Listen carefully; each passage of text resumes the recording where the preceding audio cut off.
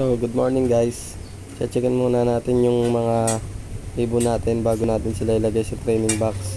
At syempre, checkin natin yung kanilang mga droppings kung okay ba sila.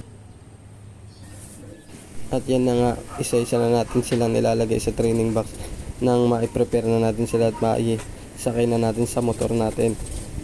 Yan nga pala ang kanilang first road training sa Arko ng Halahala.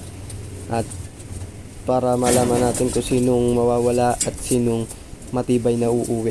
Siguro nasa 12 to 11 air distance ang simula sa Tanay hanggang Arko ng Halahala. At isa-isa rin natin palang hinihipo ang kanilang mga butchi kung natutunawan ba sila.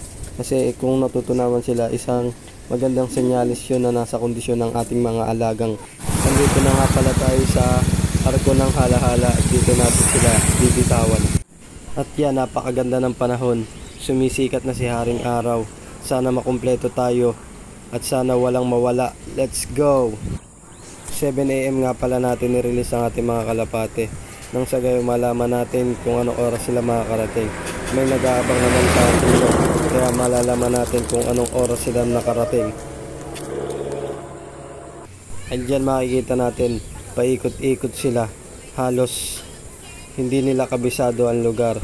Sana makauwi silang kumpleto para meron pa tayong panlaban ngayong darating na South Derby Race.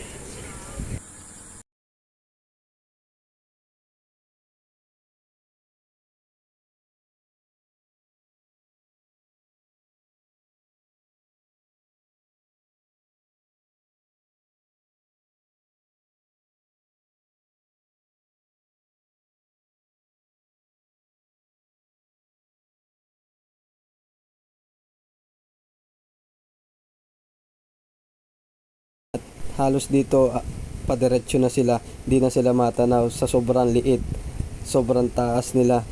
Alam ko padiretso na sila dyan, kaya let's go, uwi na tayo.